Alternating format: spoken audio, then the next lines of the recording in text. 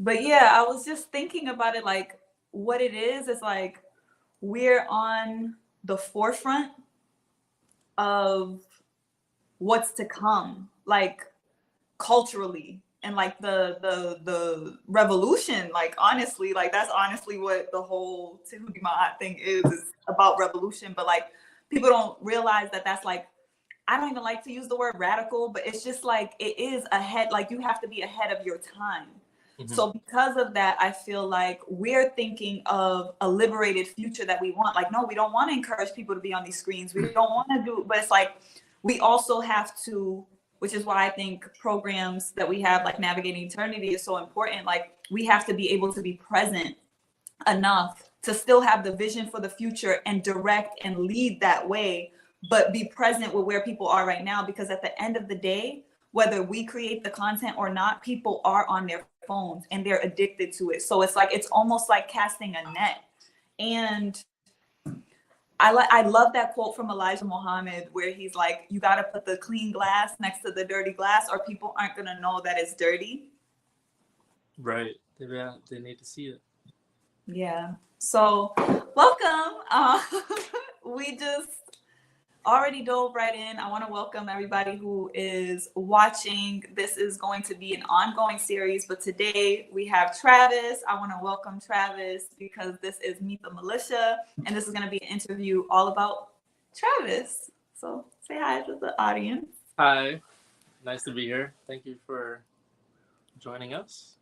Yeah, and I'll allow you to like fully introduce yourself, but I do want to let everyone know that Meet the Militia is a series where we're going to be featuring different members of the Tehuti Ma'at Militia. If you're not familiar with Tehuti Ma'at, you're probably watching this on the High Tops and Heels YouTube channel, which High Tops and Heels is a cooperative creative communication agency that is a part of or a venture of Tehuti Ma'at, which is the umbrella institution, which is a revolutionary instrument that is created to create various revolutionary programs. And it's really an institution builder to be able to create different institutions and programs that lead us towards African world revolution, liberation, healing, and all the things that we need to detach ourselves from the current paradigm and system that we're in so that we can create a liberated and whole future for ourselves, for our children, and generations to come.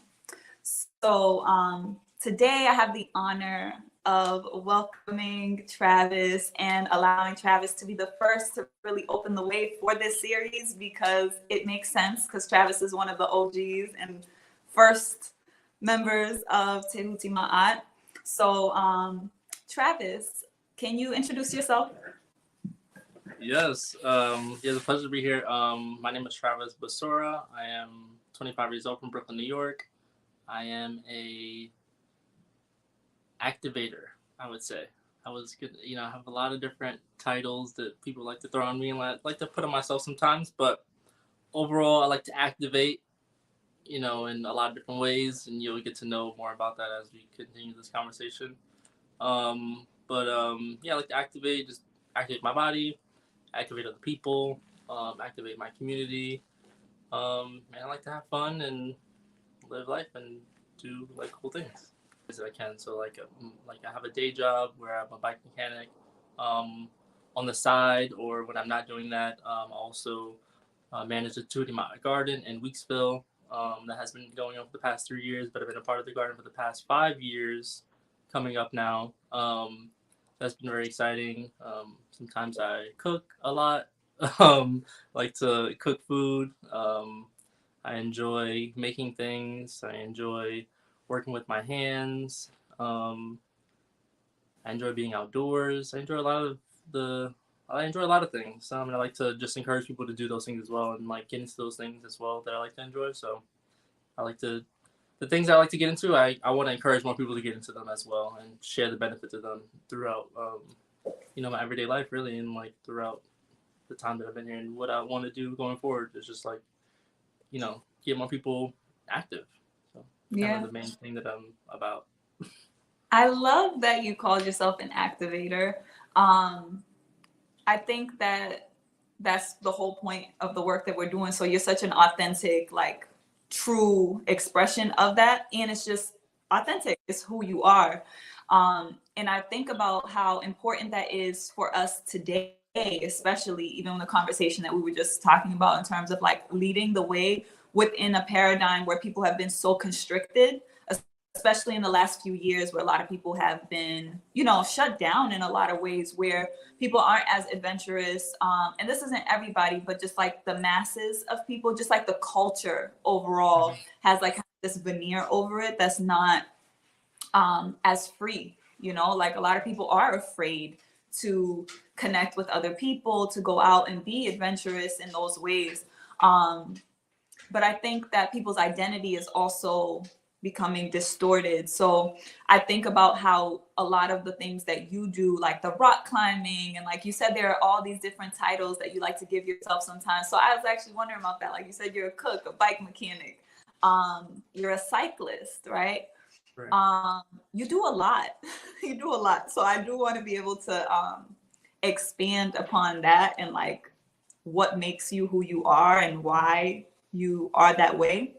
But we can start with where you kind of transition out, which was talking about your work in the garden, which I do want you to share a little bit about you said the last 3 years you've been actually the one managing the garden. For those of you who don't know, Tehuti Ma'at Community Garden is one of our ventures, our cooperative ventures. It's part of the Organic Food for the People initiative, which is the goal we have of creating an independent food system. First of all, based on creating opportunities for people to transform vacant lots and land into productive food stations. So farms, exactly. So having those different, you know, community points with community gardens, but also connecting that with the people who are actually farming more large scale or more traditionally on, you know, swaths of land, to be able to make that connection with people who are maybe in rural areas farming, getting that food connected to people who are in the inner city, but also teaching those people and children skills and how to actually grow their own food. So Travis has been on the ground there in Brooklyn. Can you tell people a little bit about Weeksville and the significance of Weeksville?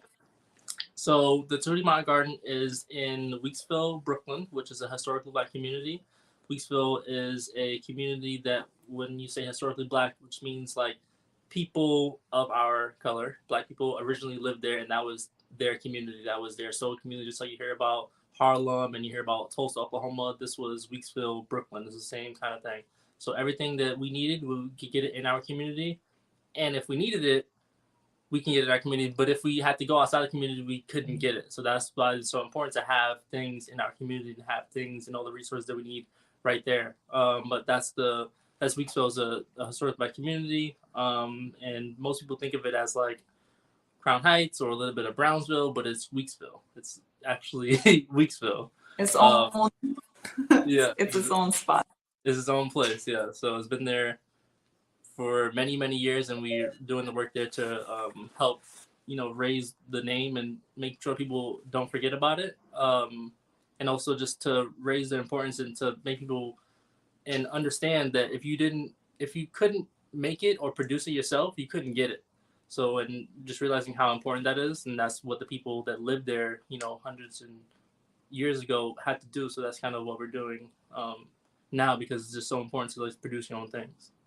Yeah, and the beautiful thing is, I do want people to know there's going to be show notes. So the link will be placed in the description to the actual artifact that has it on hightopsandheels.com. That has this video embedded into it, but it's also going to have show notes which will link to different things. One of the things, so if you want to connect with Travis, also, his link to his YouTube page would also be on there, and I'll put it in the description of the video. But I will include the Weeksville Heritage Center on there because they actually preserve some of those original homes. And as Travis said, it was one of the first sovereign Black communities. Like when we talk about Black Wall Street and that legacy, people do, as you said, think of Tulsa, Oklahoma. But there have been so many, you know? Right. And Weeksville was one of those original sovereign communities. So I do think it's really beautiful that we were able to align with land in that area, in that Right. area, in that, like, it's kind of like, it's that trifecta. You mentioned Brownsville and Crown Heights, but also Bed-Stuy. Like it's a really central area. Like I really feel like it's in the heart of Brooklyn, which is beautiful that that's the legacy that's there. And the way that we ended up on that land is Preston, who is also the co-founder of the garden. When I started doing the work for Organic Food for the People, I was actually organizing mainly with women in Bed-Stuy, focusing on Black economic empowerment. So we decided one of the things we can do is grow our own food. So that's how the Organic Food for the People mission began. But Preston being my partner at the time, very supportive, we started looking for access to land. And there was some specific plots of land that we really wanted in East New York. And we weren't able to get access to that land, but there was a brother named Ichendu who was actually working for the city parks department called Green Thumb. And he's the one who actually was like, you know what, they're really not trying to give people a lot of land right now. Like they're not trying to start new gardens, but there are some gardens that are in at risk of being, you know, taken over and shut down because they're in violation. So maybe you could work with, you know, a garden that, you know, the elders are not able to keep up with the garden and they've been abandoned and they're dilapidated. And that's how we were able to get to Tehuti Ma'at Garden and really begin to transform it. And then as, you know, the pandemic situation took place and, you know, I wasn't physically present, Preston wasn't physically present, Travis and Taja took over the garden. And I think that that was so beautiful to be able, one, for me to be able to step back, because I think it was I was way too intertwined in it. But what was that like for you to step in at that point? At that point, it was like so. It was crazy as an understatement, because I had left New York the previous year. I went to Maine. I left New York to go work outdoors and do outdoor stuff, and that was cool. And then I came back to New York, and I didn't really have a solidified like thing that I was doing, and I was back in the garden just working, helping out wherever I could. And then things started to happen, pandemic stuff, things are shutting down, and then you guys, you know, went y'all ways. So I was like, wow, like this is really happening. Like this, like the world is everything shutting down, and I have access to this garden now, and the people that were there running it, they're not physically there to ask questions and to do all this kind of stuff. So I'm just like, wow, it's kind of crazy. I was actually using the garden mostly as like a kind of like an oasis in a way, just to get away from even just like I would, like, a lot of people like go to like parks and stuff like that. Like I do go to parks and stuff like that to get away, but to me, like being from Brooklyn, like something like Prospect Park, I don't frequent as much. I do frequent it a lot, but it's not that much. I still like to go to other places. So the garden was that place for me at the time. So it was kind of crazy it's kind of like surreal to think about. I was like, oh wow, like I have, and it's not just I have, but I was the most, I guess, one of the closest people to you guys in running the garden. So I was like, okay, like I feel like in a way this is our responsibility to make sure this, you know, this legacy continues and to do this work. And then like it just felt so important at the time, because literally the world was like going crazy. I don't want to say ending, but like, you know, things were just going crazy. So it was like the work that was being done just it just showed how important it was, and like why it needs to be done and why we needed to be doing this work. But for me, it was just like, wow, like this is really happening. Like all this is going on. Like I just come back to New York and I'm just like, you know, trying to get back acclimated, and then just like everything kind of shuts down, and like I'm just spending a lot more time in the garden at that time. I'm just like, wow, like this is a lot happening right now. But it was like a blessing to be able to have that space to go to and to be able to share with other people and to invite people there, you know, while we're all going through it. You know, it's just like, yo, like we can't be outdoors and we got to social distance, all this stuff. Like come be in a garden, like, you know, just come and hang out, come get your hands dirty, come just be here, you know. So it was great to be able to offer that to people, you know, friends that I made throughout the pandemic and the real like lockdown times. It was cool to be able to be like, yo, I got a garden, come by, you know, let's grow some food, let's just be outdoors, let's, you know, you're interested in garden, like just to have the ability to open the doors was a really like, it was like I don't know, like it was a great feeling, you know, just because like we were all just locked inside, you know, most of us were like, I was going outside every single day, but a lot of people were just like, you know, locked inside. They were kind of trying to figure it out. So it's just beautiful to be like, yo, this place is here, come through, you know? Yeah, and I'm so proud. I'm really so proud of the work that you were able to do and just stepping up in that capacity, showing your leadership, which I know a lot of people usually don't see themselves as a leader until they're in the position where they have to lead, you know, Right. and I feel like it was really beautiful to see. It was very inspiring. I felt the same way about just like the importance of it. It felt even more important in the midst of like people seeing like what's possible, you know. Right. But that's really the point, is like to have that sovereignty and to be able to grow our own food so that no matter what happens around us, we're able to sustain ourselves, our families, and our community. Um, Right. and even thinking about you is very interesting because, like, especially at that age of like, you know, being 21, being a young brother in New York, like, you just don't expect you to even be interested in like the gardening and farming and nature, because so many aren't. Obviously, that's not like, we're not going to make a gross generalization, but so many people are not, and there's so many other options and distractions. Right. What is it that attracted you to that, or attracts you to that, and like what's your story with that in terms of like why is that where you gravitate towards, and why are you interested in the outdoors and the things that you're interested in?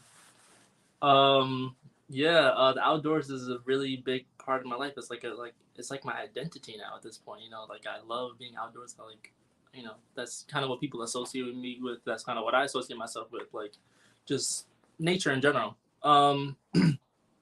It started with middle school. So in middle school, I was a delinquent child. I would call myself. I was just getting into trouble, but it wasn't even like big trouble. It was like petty stuff. It was just like I did want attention at the time, even though I was saying at the time I didn't want attention, but I did want attention. I don't really know why I wanted attention, but I did want attention. So I was doing bad things and I was getting in trouble. So and I was going to school in Park Slope, which is a predominantly white community, and I was me.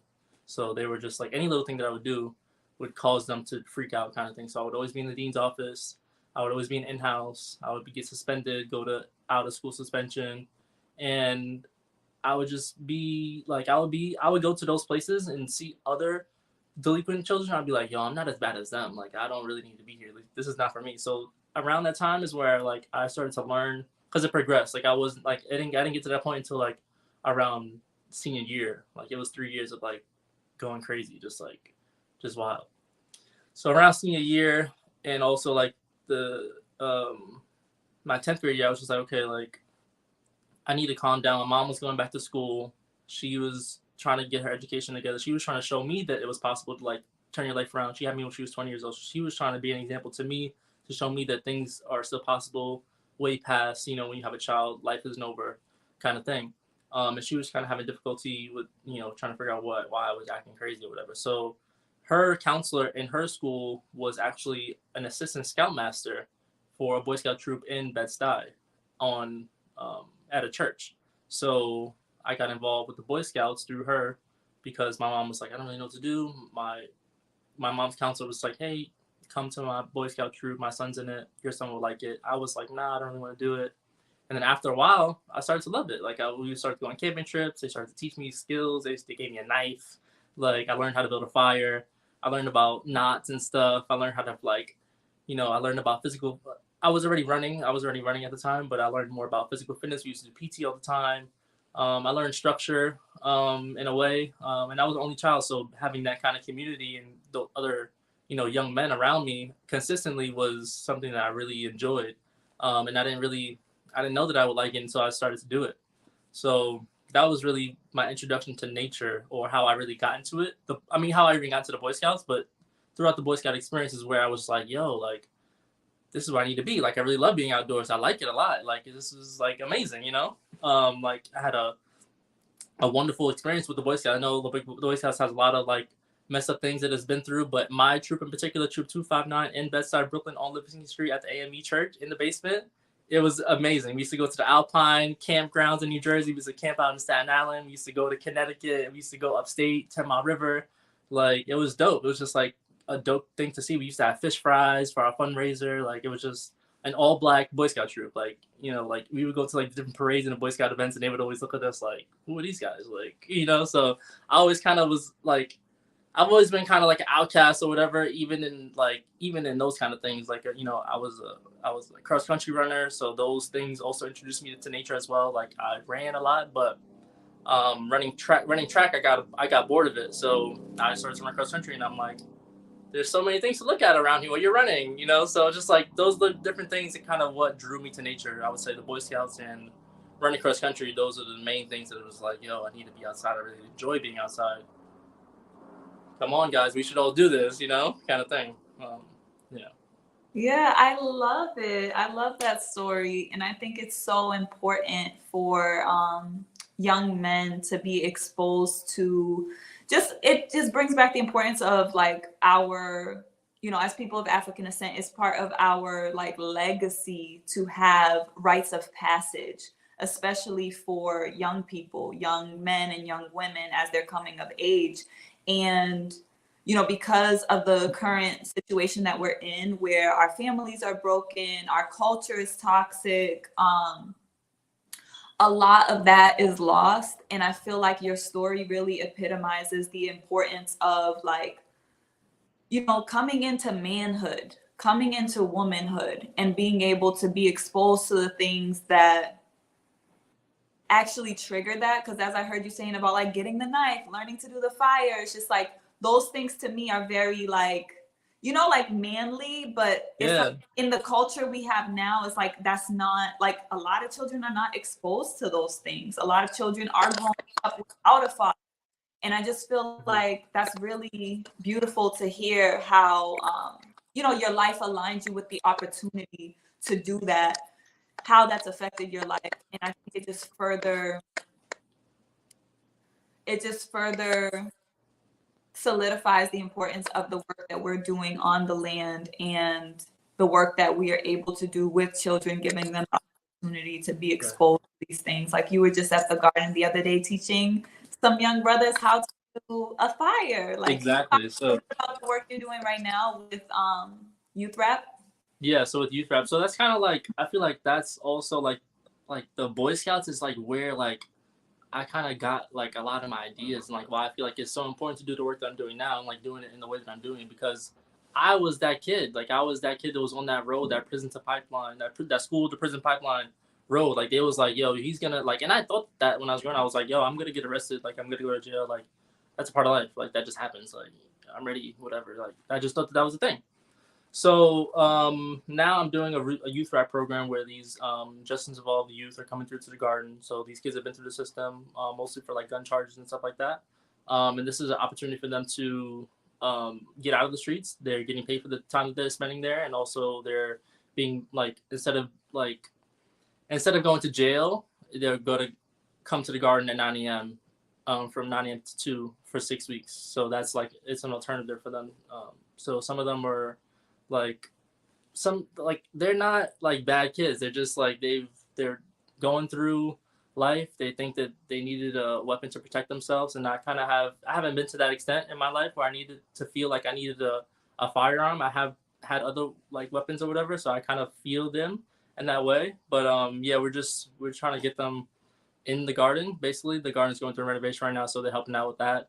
And I've just been teaching them different things that I know, and just showing them the garden from really ground zero to, you know, the limit, who knows where next year and the years to come. But this group has been one of the groups that we've had in the garden so far in the time that I've been there. And I think it's been great. Just like, a lot of them really take to what I have to say. So I was really encouraging to just keep going and teaching them. But 2 weeks ago, before Thanksgiving, we built a new fire pit, and I learned that in Boy Scouts. Just showed them how to build a fire. We called it like a ghetto fire. Just like, you know, from nothing. We just had like scrap wood and like Vaseline and toilet paper and like different things like that, and just showing them how to use like kindling, tinder, and how to build a fire just from literally nothing, and how to just how to just make it work. And Such a an lot of important basic skill that most people do not know how to do. So facts. So yeah, yeah. that's kind of what we're doing now at the garden, just like with the youth group. I think that's the main thing that I want to focus on, just like in my life in general. I just think is like the most important thing, just like to focus on like the youth in general. So that's kind of my just want to like pay it forward, because I just feel so connected to like not just them with the youth group, with this in particular youth group, but just like all of like these youth that I see, just like living, especially in the city, and just like going through life. Just like it's not an easy thing to do, to just like to grow up here, especially in New York City.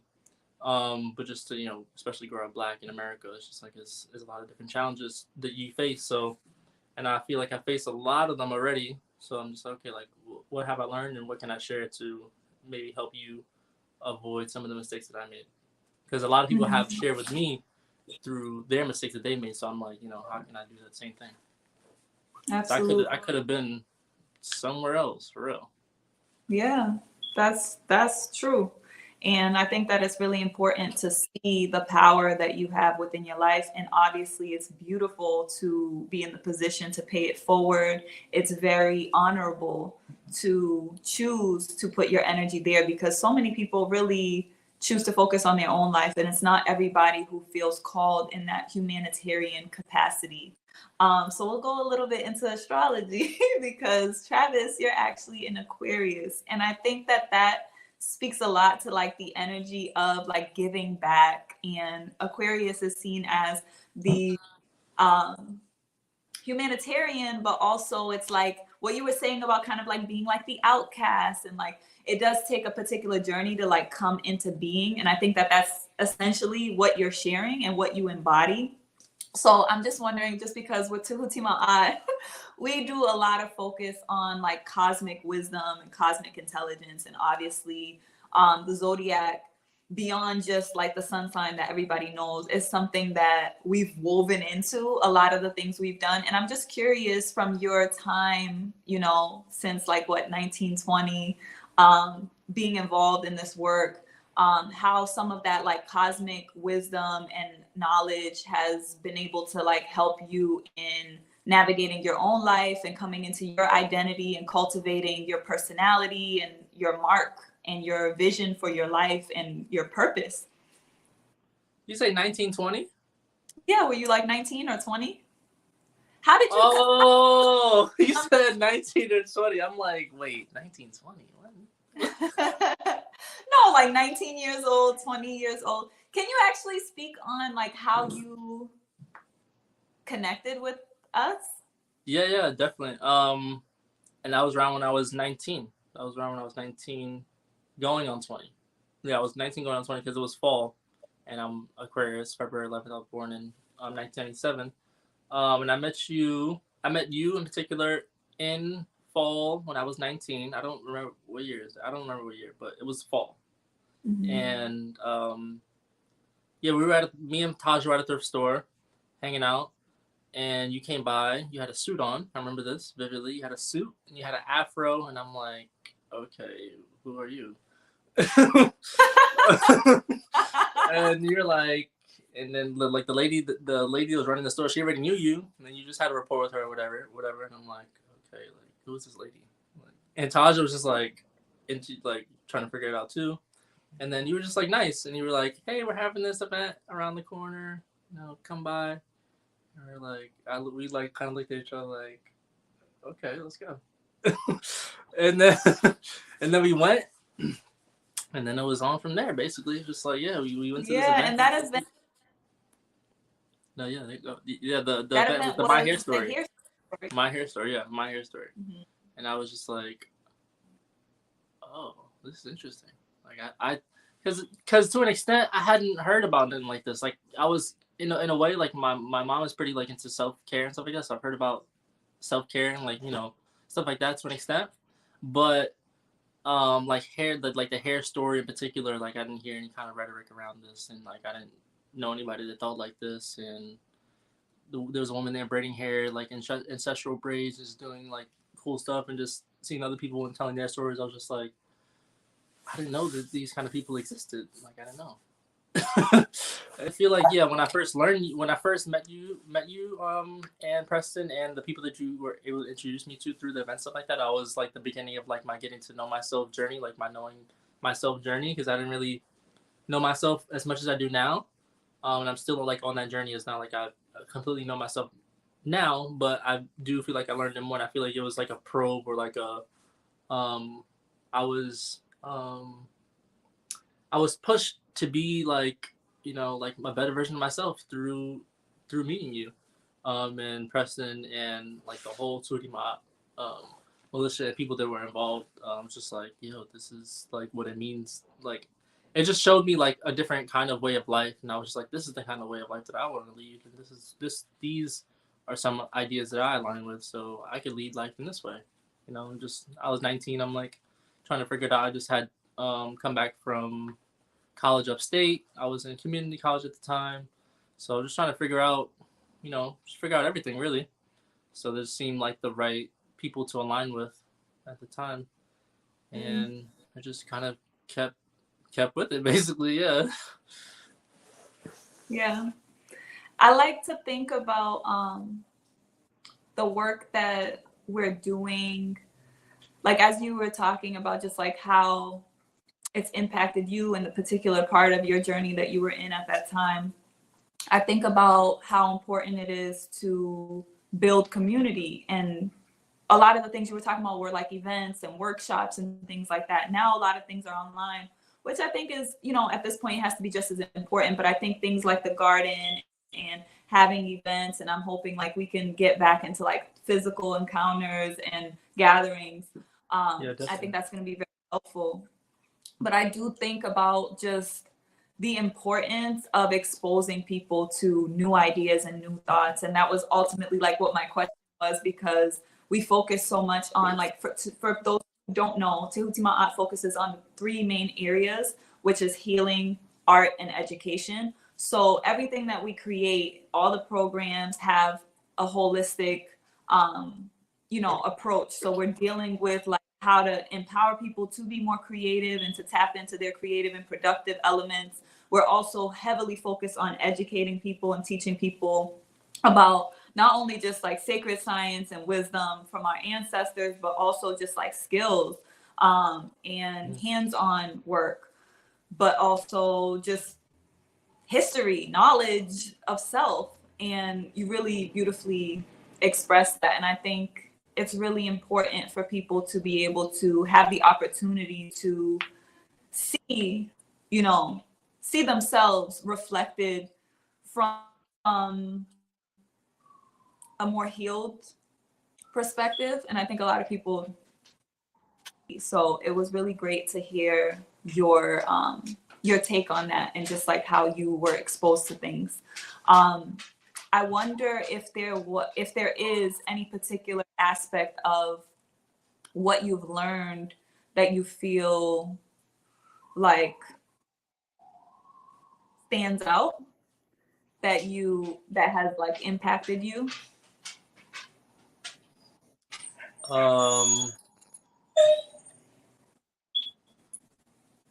The part that has impacted me the most throughout my time, I feel like is like I feel like is the biggest thing that has impacted me actually is like intention and root. So I feel like those 2 things are kind of like connected for me. Like I learned I'll start at root. With root, I feel like the root of where things start and why they start. I feel like I learned more about that, and I like have more interest in learning more about that. So like with the food aspect, it's pretty simple. It's like, or it can be simplified. But like learning about food and learning where it comes from and what it does to your body and how it affects your body and how it affects that community, those things I learned about, and just through that is a learning experience about just like, like learning how to tend to something and how things grow just through the consistency. So I've been able to learn that, but it's also like a social political aspect to it as well, with the root of like where we come from and the root of like why we're doing the things that we're doing every day, and um why things are the way they are. I was able to like be exposed to that to an extent, like the root of things, and um still learning and getting to the root of things. But I was able to, the biggest takeaway I would say would be like the I was always been a curious person, but like more like I learned a different set of like glasses to put on. I was able to see things in a different way and look for like the root of things. Um, and it's still like a journey, it's still a process that I'm still learning, but I was able to have that kind of train of thought to go look for the root and to figure out why this thing is happening, whatever it might be. And also the intuition thing I was saying before, um, trusting, like trusting my intuition and trusting just whatever's happening, trusting that it's in alignment, is happening, for me, not to me.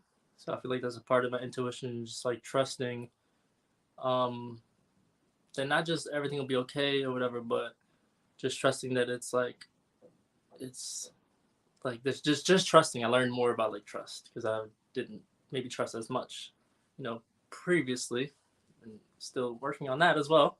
But yeah, I just learned more about trust, I would say. So I would say like those would be the two biggest takeaways.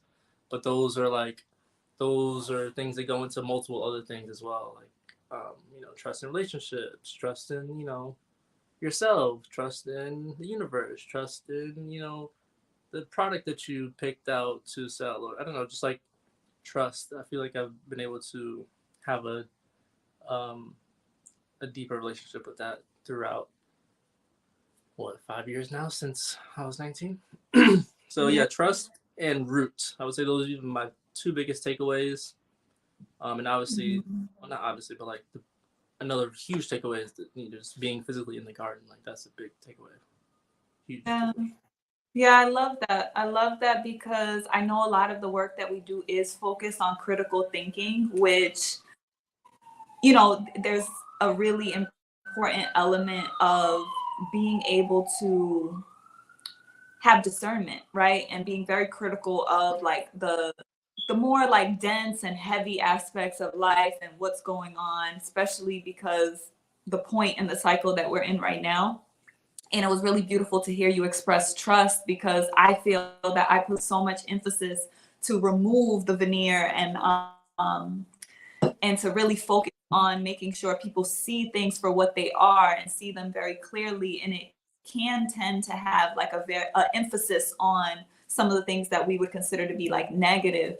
And it was really great to hear from you because I'm very intentional about incorporating that into curriculum and programming and all the things that we're doing. But to see you balance that out with the importance of trust, because it's not like that information is in balance. It's able to provide you with clarity and discernment so that you can still build relationships with those who are worthy, right? And not be crippled by the truth of some of the, you know, unfortunate realities that we find ourselves in. So I think that was really great to know. um, and you have on a sweatshirt right now that says Traverse, right? So I was actually wondering if you could talk about Facts. what is Traverse and yeah, There's what's over there. a lot of traverse everywhere. Traverse. So traverse is it is me. Like I am traverse. Like it is like as much as I want to remove the person from the brand, it's just it is me. So I basically started this brand, or I'm starting this brand, or it's it's like a brand, but it's not out yet, and I don't really know if it'll ever be out. Honestly, at this point, I don't really know if it'll be out. I think I'll put something out commercially, consistently at some point, but I'm not sure if it'll be under the name Traverse. But this is a product and a logo and a brand that I have created for myself, mostly based off of me, because I want to wear things that I want to wear and align with my lifestyle and the kind of things that I like to do, and I don't really find things out there that often. Not that they're not out there, but I don't find them that often, and it's not as accessible to me because I don't have as much disposable income to just like spend a bunch of money on different things like that. So Traverse is a brand that I started to create clothes for myself to be comfortable in what I wear. And yeah, it's kind of traverse means to like go across and to move and to mainly to go across. And actually the name Travis means to traverse as well. So it kind of just like perfect alignment. And yeah, here we are. I've always liked like art in like clothes in general. So I was just like, I want to make something that I really like to wear. And the more and more I went shopping, and as I got older, I'm finding it harder to find clothes to wear or that I like. So just like, let me just make my own stuff. Yeah, and I think it's beautiful to see the legacy that you're developing through that. Because like for High Tops and Heels, whenever I work with clients, like I really focus on elevating their perspective of the idea of branding into legacy. Because really what you're creating, like it is personal. You in particular, what you just shared with Traverse, not everybody is creating in that way, but the people that we want to work with and encourage and fuel and give to is obviously people who are doing things that are purposeful and heart-centered.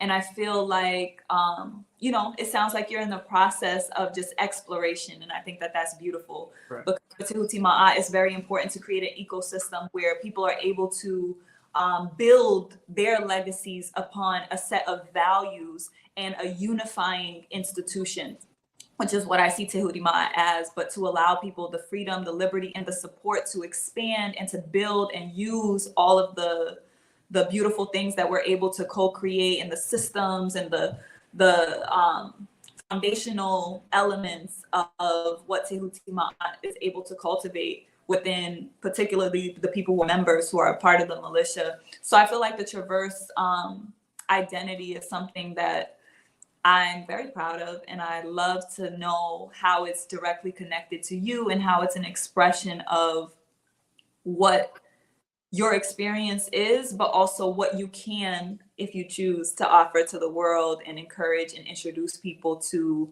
that entire realm of the outdoors and everything that you've shared. Because, it becomes an extension of that, especially what I started off talking before we even started the interview. And I was saying how like we're here to lead.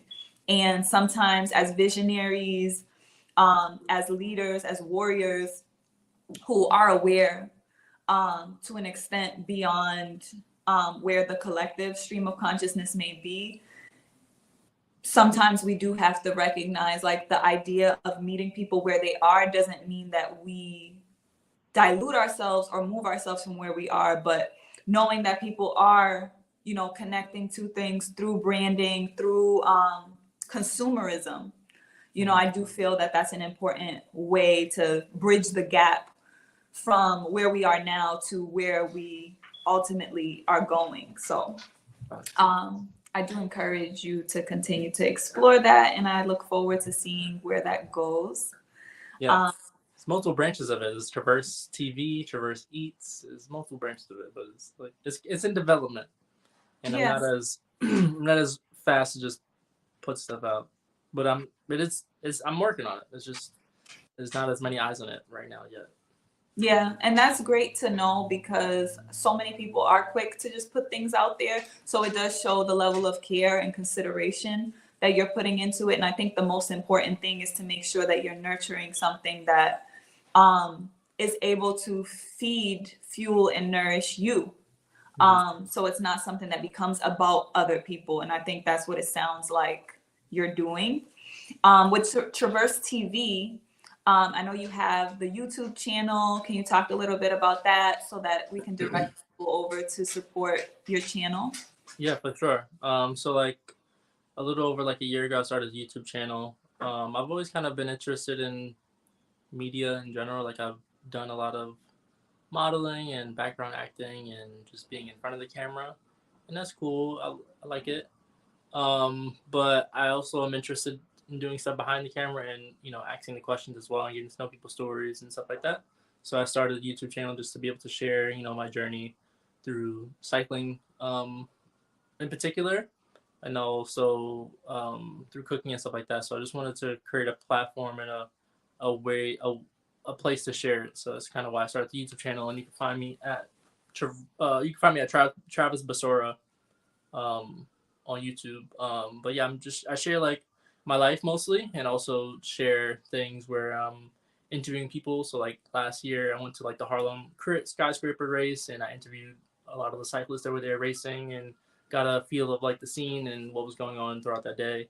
So I'm kind of interested in telling people stories, telling my own story, and just sharing like what I experienced through, you know, life as I traverse through life, kind of thing. Okay, so I put on the screen youtube.com Traverse Traverse TV is at Travis Basora on YouTube, so you could definitely check that out. I'll put the link in the description as well. Also, I want to, as we're closing, do you have any final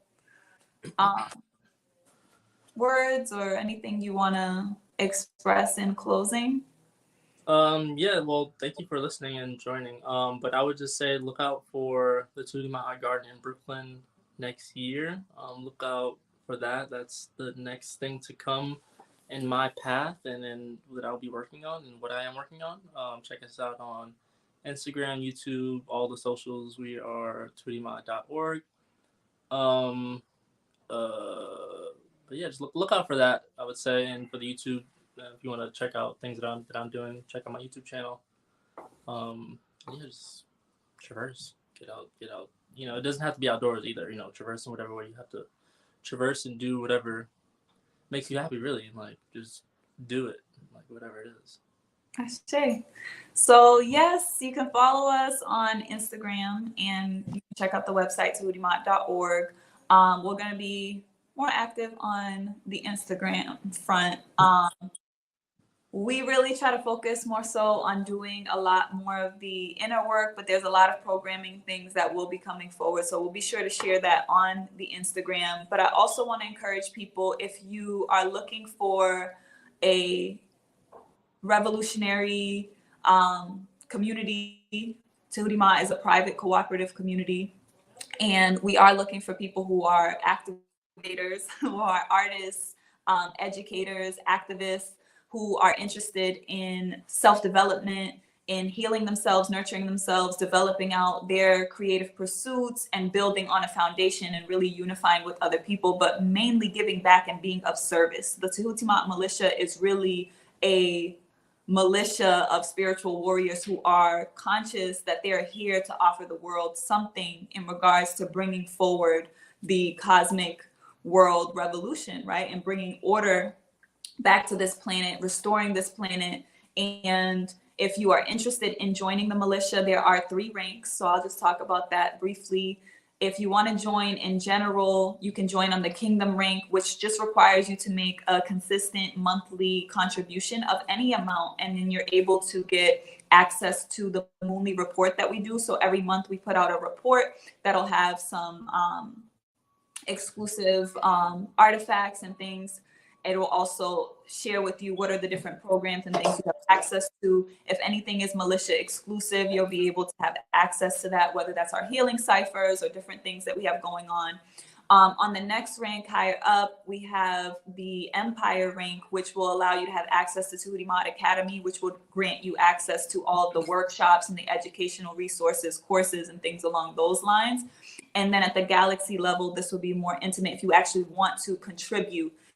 And we have our orientation process, and that's for people who are interested in actually contributing and really developing out and being a part of the instrument in a more at a more serious capacity. So the other thing is, if you're not able to do a monetary contribution, or if you can't contribute financially, we do energy exchanges, because it's really not just about the money. So there are different ways that you could be of service, whether that is volunteering at the garden, or doing some other volunteer work, or contributing and donating other ways.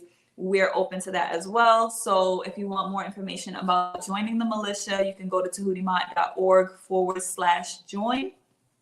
And I want to thank you again. I want to ask you, if you like this video, if you would hit the like button, subscribe to the channel for more content, hit the notification bell if you want to be notified, and please share with anyone that you think would be interested in this video. So thank you again for being here. Thank you so much, Travis, for all your work and for your time today and sharing your story. Thank you so much for having me. All right, power. All right.